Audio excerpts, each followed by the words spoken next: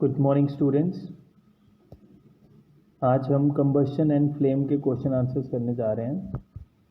First question is list conditions under which combustions take place.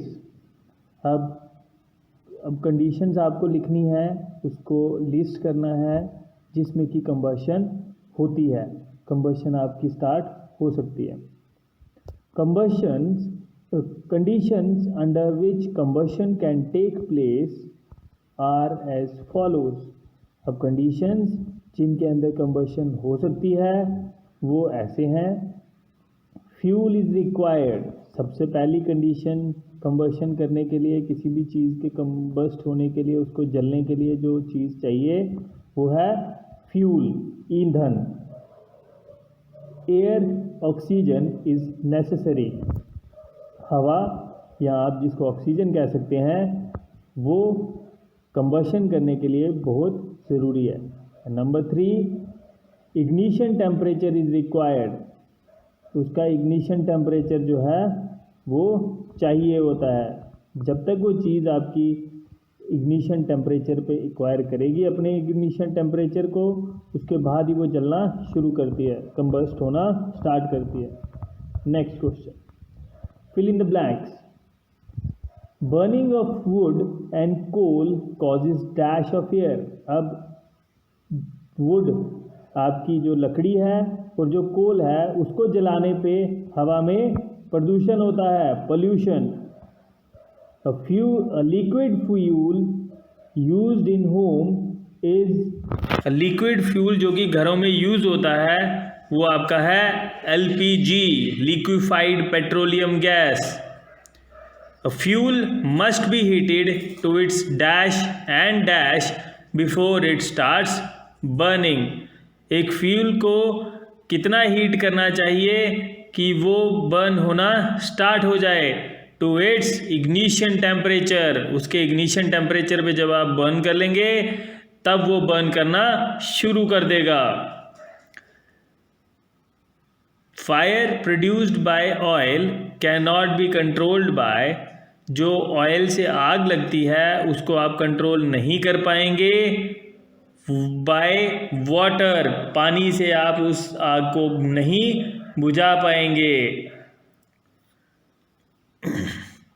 Explain how the use of CNG in automobiles has reduced pollution in our cities. कैसे CNG जो हम automobiles में, जो हम गाड़ियों में use करते हैं, उन्होंने सिटी के अंदर पोल्यूशन को घटा दिया है। CNG produces very small amount of harmful products like carbon dioxide, oxides of nitrogen, oxides of sulfur, etc. CNG is a cleaner fuel. अब जो CNG आपकी होती है उसमें बहुत ही कम अमाउंट जो है वो हार्मफुल प्रोडक्ट्स का निकलता है, जैसे कि आपकी सल्फर डाइऑक्साइड हो गई, ऑक्साइड्स ऑफ नाइट्रोजन हो गई, नाइट्रोजन की ऑक्साइड्स हो गई, ऑक्साइड्स ऑफ सल्फर, सल्फर की ऑक्साइड्स हो गई, एट्सेट्रा। और CNG को इसलिए हम क्लीनर फ्यूल भी कहते हैं क्योंकि उससे सबसे कम हार्मफुल प्रोडक्ट्स निकलते हैं। Compare LPG and wood as fuel. LPG और वुड को एज अ फ्यूल कंपेयर करो, कंपैरिजन करो उनके बीच। प्रॉपर्टी, सबसे पहली प्रॉपर्टी देखिए, energy divided by unit mass, energy per mass per unit mass, हर एक मास की यूनिट पे कितनी एनर्जी लगती है। प्रोड्यूसेस मोर एनर्जी, LPG जो है वो ज़्यादा एनर्जी प्रोड्यूस करती है। Would produces less energy, would जो है आपकी वो कम एनर्जी प्रोड्यूस करती है। Pollution, LPG will give less pollution whereas wood will give more pollution। residue leaves no residue, जो आपका LPG है उसमें कोई भी रेजिड्यू नहीं निकलेगी, कोई भी राख नहीं निकलेगी, जबकि आपका वुड है उसमें आपका रेजिड्यू भी निकलेगी जिसको आप ऐश कहते हैं। Storage oblique transport, easy to store and transport, इसको स्टोर करना और ट्रांसपोर्ट करना इजी है। Needs more space to store, इसको स्टोर करने के लिए ज़्यादा स्पेस चाहिए। Now next part is give reasons. Question number 5, reasons बताइए। Water is not used to control fires involving electrical equipments, पानी को इलेक्ट्रिकल इक्विपमेंट से अगर आग लग जाती है तो पानी को इस्तेमाल क्यों नहीं करते हैं। Water is not used to control fires involving electrical equipments because it conducts electricity and harm those trying to douse the fire. अब पानी जो है वो हम जब भी बिजली को कहीं पे फायर लगेगी तो उसको कंट्रोल करने के लिए हम पानी का इस्तेमाल इसलिए नहीं करते हैं क्योंकि पानी जो है वो आपका इलेक्ट्रिसिटी को कंडक्ट करता है, उससे इलेक्ट्रिसिटी पास कर जाती है, इसलिए जो भी इंसान उसको बुझाने की कोशिश करेगा वो उसको भी करंट लगने का खतरा हो सकता है। LPG is a better fuel than wood, LPG को बेटर डोमेस्टिक फ्यूल क्यों कहा जाता है आपके वुड की जगह, लकड़ी की जगह। LPG is a good fuel as compare to wood as it readily available and it is cheap. It burns easily in air at a moderate rate and it produces a large amount of heat. It does not leave behind any undesirable substances. LPG जो है उसको अच्छा fuel इसलिए माना जाता है would के comparison में because it is readily available, ये आपको जल्दी से अवेलेबल हो जाती है, ये चीप है यानी कि सस्ती है। It Burns easily in air, ये हवा में जल्दी से बर्न कर जाती है। एट अ मॉडरेट रेट, एक मॉडरेट रेट पे, एक सामान्य रेट पे। And it produces a large amount of heat, इसमें हीट ज़्यादा प्रोड्यूस होती है। It does not leave any behind any undesirable substances, कोई भी अनडिज़ायरेबल सब्सटेंसेस को नहीं छोड़ता है। जैसे कि आपकी राख बच जाती है वुड को जलाने से, इसमें कोई भी राख नहीं बचती है, कोई भी रेजिड्यू नहीं बचता है।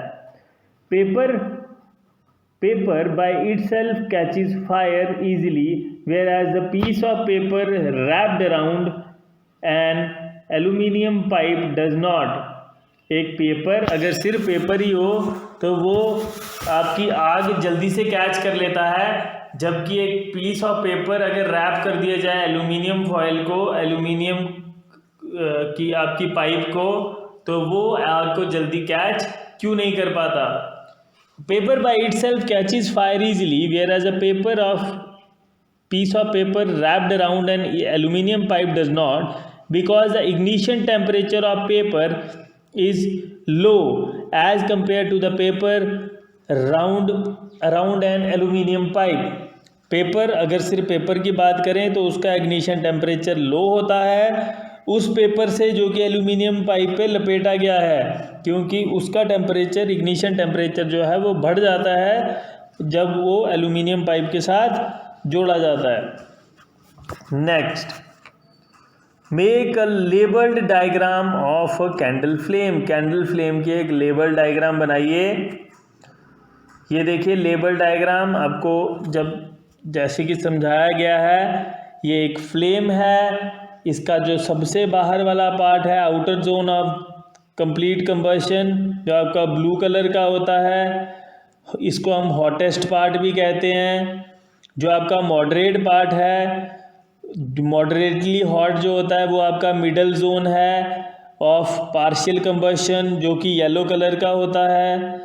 जो आपका सबसे लीस्ट हॉट है वो आपका इनर मोस्ट जोन होता है, जो कि अनबर्नट वैक्स वेपर्स का होता है, जो कि ब्लैक कलर में होती है। और ये आपका वैक्स का कैंडल का पार्ट है जो सबसे नीचे है, वैक्स का कैंडल। ये हैं आपके different zones of candle flame. Now next, name the unit in which the calorific value of a fuel is expressed. इस यूनिट का नाम बताइए जिसमें आपकी कैलोरीफिक वैल्यू है जो किसी भी ईंधन की, उसको एक्सप्रेस किया जाता है। The calorific value of a fuel is expressed in a unit called kilo joule पर केजी। उसको बोलते हैं किलो जूल पर KG. The calorific value of a fuel, किसी भी फ्यूल की कैलोरीफिक वैल्यू जो है उसको एक्सप्रेस किया जाता है kilo joules per KG, K J per KG. Explain how CO2 is able to control fires. इस चीज़ को एक्सप्लेन करिए कि कैसे कार्बन डाइऑक्साइड आपकी आग को रोकने के काम आती है। CO2 being heavier than oxygen, CO2 oxygen से ज़्यादा हैवियर होती है, ज़्यादा भारी होती है। Covers the fire like a blanket, आग को एक ब्लैंकेट की तरह कवर करती है। Since the contact between the fuel and oxygen is cut off, क्योंकि ऑक्सीजन और फ्यूल का जो कॉन्टैक्ट है उसको कट ऑफ कर दिया जाता है, उसको काट दिया जाता है, द फायर इज कंट्रोल्ड, तो आग जो है वो कंट्रोल की जा सकती है।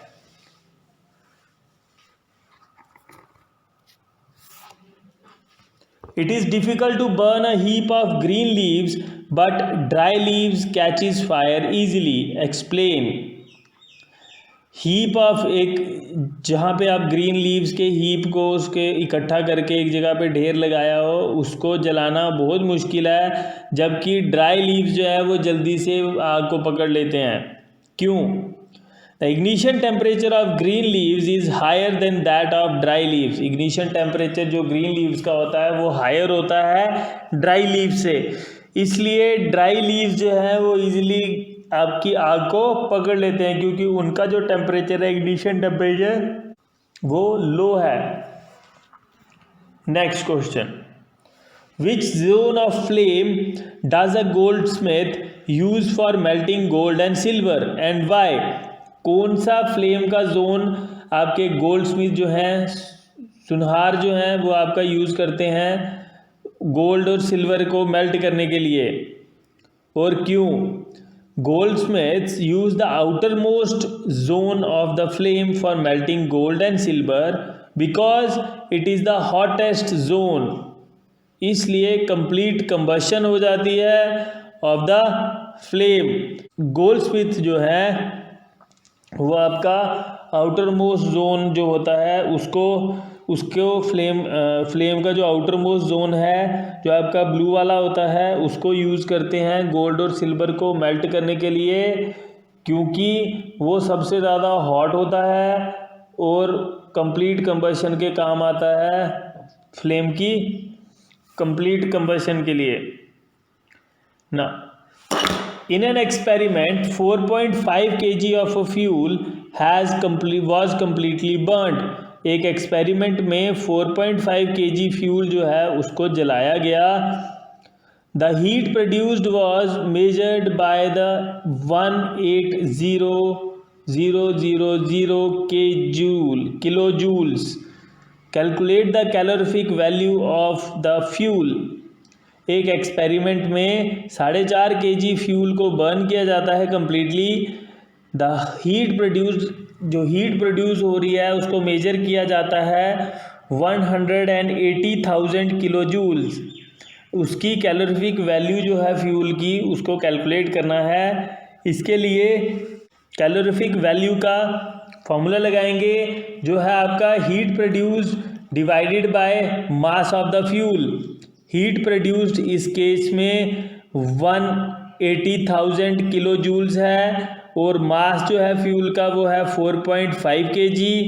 इसको जब डिवाइड करेंगे तो ये आपका आ जाएगा 40,000 किलो जूल्स पर केजी। ये आपका आ जाएगा 40,000 kilo joules per KG. Can the process of rusting be called combustion. क्या रस्टिंग के प्रोसेस को हम कंबशन कह सकते हैं? Discuss. No, as rusting is a very slow process as compare to combustion, rusting जो है वो आपका बहुत ही स्लो प्रोसेस है अगर आप कंबशन को से कंपेयर करते हैं तो। And the heat evolve in combustion is much more than rusting. जो हीट इवॉल्व होती है कंबशन में वो बहुत ज़्यादा होती है रस्टिंग से। Rusting can take place at room temperature but combustion need an ignition temperature. Rusting जो है वो आपकी रूम टेम्परेचर पे भी हो जाती है, लेकिन कंबशन जो है उसको होने के लिए किसी भी सब्सटेंस को उसके इग्निशन टेम्परेचर पे तक पहुंचाना पड़ता है। Abida and Ramesh were doing an experiment in which water was to be heated in a beaker. Abida और रमेश एक एक्सपेरिमेंट कर रहे थे जिसमें पानी को यूज़ किया जाता है, उसको हीट किया जाता है बीकर के अंदर। Abida kept the beaker near the wick in the yellow part of the candle flame. Abida जो है बीकर को विक के पास में, जो मोमबत्ती की बत्ती होती है उसके पास में उसको रखती है। येलो पार्ट जो होता है फ्लेम का वहाँ पे कैंडल की। Ramesh kept the beaker in the outer most part of the flame. Ramesh जो है वो बीकर को आउटर मोस्ट फ्लेम में रखता है, फ्लेम के आउटर मोस्ट पार्ट में रखता है। Whose water will get heated in a shorter time. किसका पानी जो है वो जल्दी हीट हो जाएगा कम समय में। The outer most part of the flame is the hottest one. Outer most part जो होता है फ्लेम का वो सबसे ज़्यादा हॉट होता है, इसलिए जो राकेश का पानी है, Rakesh water will get heated in the shorter time. Rakesh का जो पानी है वो जल्दी से हीट हो जाएगा क्योंकि वो आपका हॉटेस्ट जोन में लगा हुआ है। तो इसी के साथ बच्चों आपके सारे क्वेश्चंस कंप्लीट होते हैं एक्सरसाइज के।